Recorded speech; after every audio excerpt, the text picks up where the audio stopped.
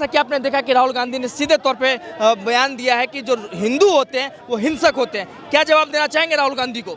भैया मेरा तो बस नहीं चल रहा, नहीं तो अगर एक आम इंसान को इतनी पावर होती ना, मैं खुद इसका पकड़ के ना हाथ सांसद भवन से बाहर करता। कि जिन हिंदुओं के वोट से तू यहाँ पनप रहा है, हिंदुओं के क्या जय चंदों के वोट से, उन्हीं को तू गालियां दे रहा है। जिन हिंदुओं का चोला पहन के सनातनी भगवा तो मंदिर मंदिर जा रहा था हिंदू बनता हुआ, उन्हीं के खिलाफ बोल रहा है। जिन साड़ियों को भारतीय संस्कृति को अपना करके अपनी बहन को वोट मांगने के लिए भेज रहा था, उन्हीं हिंदुओं के लिए बोल रहा है। मतलब एक इंसानियत भी होती है, कर्मा भी कोई चीज़ होती है, तो उससे भी गिरे हुए हैं। तो इसका मतलब जो एक चीज़ बताई जाती है कि ये हिंदू है ही नहीं मुसलमान है, तो वो सच्चाई है ना कहीं तो है ना। नहीं तो एक बात बताओ, एक बंदा सिर्फ एक ही धर्म के खिलाफ हर बार टिप्पणी करता हुआ पाया जाता है, किसी और धर्म के खिलाफ क्यों नहीं करता? सिर्फ एक ही धर्म को प्रमोट करता हुआ पाया जाता है, किसी और धर्म को प्रमोट करता हुआ क्यों नहीं पाया जाता? तो कहीं ना कहीं शक का दायरा तो बढ़ता है ना हर एक का। तभी तो हम जैसे युवा जो है, हम चाह रहे हैं कि साला 2 रोटी कम खा लेंगे अपने देश के विकास के लिए, लेकिन वोट मोदी को देंगे। सारे धर्मों के चित्र वो ले आया पार्लियामेंट में, मक्का मदीना का चित्र क्यों नहीं आया? क्यों नहीं आया भैया? कुछ तो रीजन होगा उसके पीछे। भाभी को टिप्पणी पास करता, पता है ना, फिर पार्लियामेंट से बाहर जाके मुंह छेदेगा। अगर मुसलमानों के खिलाफ तो कुछ बोलता राहुल गांधी, तो पता है कि पार्लियामेंट के बाहर जाके पिटना है उसको, कि लोग उसे छोड़ेंगे नहीं। हिंदू जो हैं, हम हिंदू धर्म में हमारे ऋषि मुनियों ने हमें इतना विश्वास तो हमें जताया है कि भाई अगर कोई तुम्हें पलट के कुछ बोल रहा है तो पहले सुन लो उसको, उसकी मानसिक स्थिति को समझ लो इस इंसान की। तो मेरे हिसाब से तो राहुल गांधी पागल है। मेरे हिसाब से तो वो मेंटली अपसेट है वो बंदा, जो इस तरीके से धर्मों के खिलाफ बोल रहा है। क्यों नहीं उसने मुसलमानों के धर्म के खिलाफ बोला? क्यों? राहुल गांधी आरोप लगा रहे हैं कि ये हिंदू मुस्लिम की जो बातें हैं, 2019 जब से एनडीए की सरकार हुई है तब से देश में ये माहौल बना हुआ है। और सर अब तो बातें हो रही हैं, पहले तो गर्दनें उड़ाई जा रही थी इनके कार्यकाल के अंदर। भूल गए मेरे ये मुजफ्फरनगर का दंगा क्या हो रहा था? आए दिन दंगे हो रहे थे, आए दिन भारत के हर एक राज्य में बम फटाए जा रहे थे, आतंकवादी आ रहे थे, हमारी सेना पे पथराव हो रहा था, हेलमेट उछाले जा रहे थे। इनका ही कार्यकाल था ना, किसने हाथ बांध रखे थे? कहाँ सुरक्षा में चूक थी? आज तो हमें नहीं दिख रहा कोई दंगा हिंदू मुस्लिम का होता हुआ। आज तो हम अपनी सेना को पत्थर मारता हुआ नहीं देख पा रहे किसी को। आज तो हेलमेट उछलते नहीं देख पा रहे। आज तो अपना तिरंगा जलता हुआ नहीं देख रहे। ये 10 सालों में अगर नरेंद्र मोदी आकर के कर सकता है, तो भारत के 5-5, 4-4 प्रधानमंत्री देने वाला गांधी परिवार नहीं कर सकता था? कहाँ थी? जब हम तब पूछते हैं, आज भारत के अंदर अगर एक्सप्रेसवे की लाइन बिछाई जा सकती है, तो 4 से 5 बार प्रधानमंत्री देने वाला कांग्रेस का परिवार नहीं कर सकता था ये काम। अगर आज प्रधानमंत्री मोदी को बॉस की उपाधि से नवाजा जा सकता है, तो 4 साल 5 साल रहे इनके प्रधानमंत्री मनमोहन सिंह जी, उससे पहले 3 से 4 बार प्रधानमंत्री इनके परिवार के रहे, उनको नहीं नवाजा जा सकता था? ये भारत का मान सम्मान आज 10 सालों में देखने को मिल रहा है। लेकिन इनको सिर्फ एक ही चीज दिखेगी, हिंदू मुस्लिम, आरएसएस को भगाओ, विश्व हिंदू परिषद को भगाओ, बजरंग दल को भगाओ, लेकिन कभी ये नहीं कहेंगे आतंकवादियों को भगाएंगे, रोहिंग्या घुसपैठियों को भगाएंगे, अलगवादियों को भगाएंगे, कट्टरपंथियों को भगाएंगे। इनके कार्यकाल के अंदर ही जेएनयू के अंदर नारे लग रहे थे ना, इंशाल्लाह के। कोई बाहर देश से तो नहीं आया था हिंदुस्तान के अंदर, इनके अंदर इतना भी दम नहीं था, उनको चुप करा लेते। आज वो कहाँ गए नारे लगाने वाले? बताओ ना, अब कहाँ है?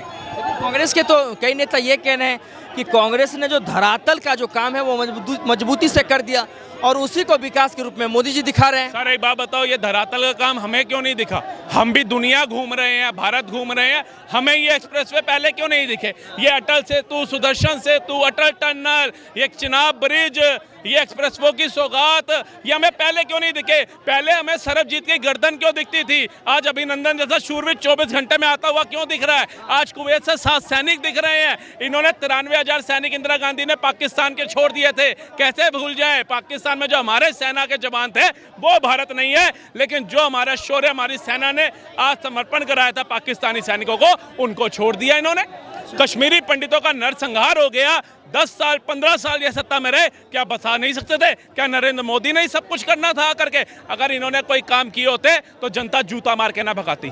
भ्रष्टाचार के जितने आरोप इनको लगे, जितना इन्होंने घोटाले करे, मैं बताता हूँ 10 सालों के अंदर मोदी का एक घोटाला तो ले आओ आप सामने, एक तो लाओ। हम कहते हैं ला ही नहीं सकते। ये तो कह रहे हैं कि भ्रष्टाचार को आरोप लगा रहे हैं, कह रहे हैं कि अयोध्या में राम मंदिर बना, वो छत से पानी टपक रहा है, सड़कें टूट गई, गरीबों के जो है मकान तोड़ दिए गए, उनका रोजगार छीन लिया गया, सर गरीबों के जो मकान जो तोड़े गए, जहाँ से सड़कें निकाली गई या जहाँ सरकार का प्रॉफिट था, उनको मुआवजे दिए गए।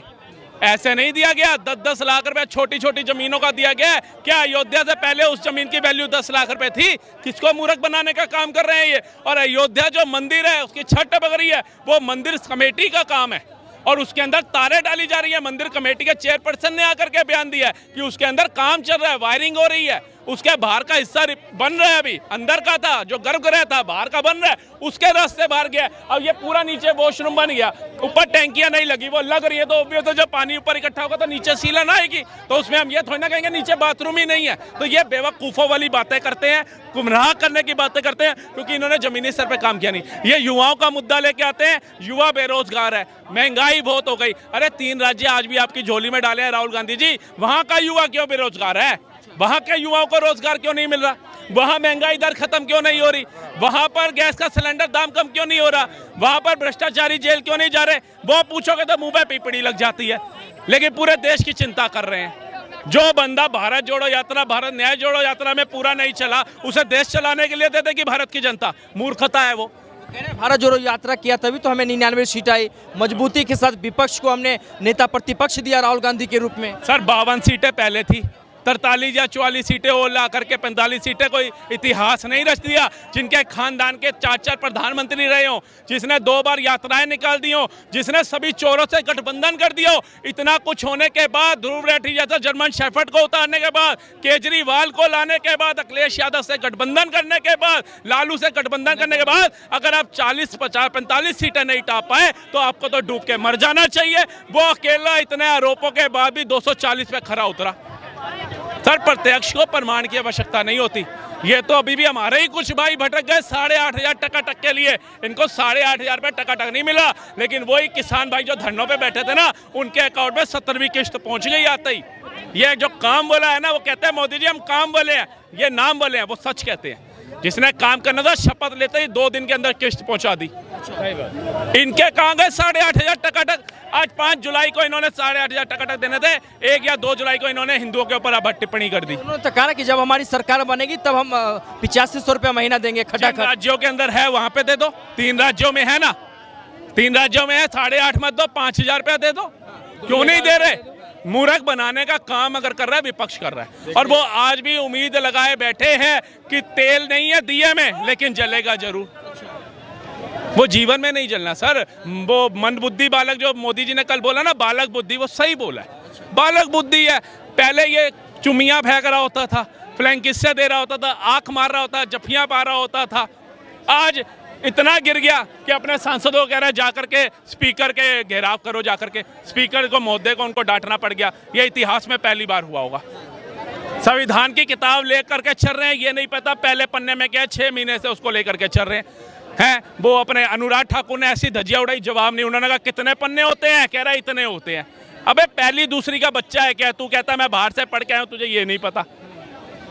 तो मूर्ख बनाने का काम अगर कोई कर रहा है, विपक्ष कर रहा है। अब लोग कहते थे विपक्ष मजबूत होना चाहिए। एक और नया विवाद खड़ा हो गया। अखिलेश यादव के एक सांसद हैं जिन्होंने कह दिया कि अयोध्या के राजा हमारे सांसद ही हैं। दूसरा नंबर आरोप लगा दिया कि मोदी जी युवाओं की बात नहीं करेंगे, रोजगार की बात नहीं कहेंगे। उन्होंने मंदिर बनवा दिया, हॉस्पिटल नहीं बनवाया। इन चीज़ों को कैसे देखते हैं? मंदिर बना दिया, हॉस्पिटल नहीं बनाया। ये एम्स जो 22 हो गए, हवा में हो गए होंगे। ये मेडिकल कॉलेज जो बन गए, ये हवा में बन गए होंगे। ये नालंदा विश्वविद्यालय इतना बड़ा बन करके तैयार हो गया, ये हवा में ही हो गया होगा। अरे आपने क्या किया ये तो बता दो। कर्नाटका में आपकी सरकार आई, उधर क्या काम किया है? किस गरीब के लिए काम किया है? किस SC ST OBC के लिए काम किया बताओ। लेकिन वक्फ बोर्ड को 100 करोड़ आते ही आपने दिया। ये काम आपने बहुत अच्छा किया। वही 100 करोड़ से कितने गरीबों का भला हो सकता था, उस पर विचार नहीं किया। लेकिन ऑलरेडी एक बंदे के पास खरबों रुपए की जमीन, खरबों रुपया है, उसको और देते जा रहे हो।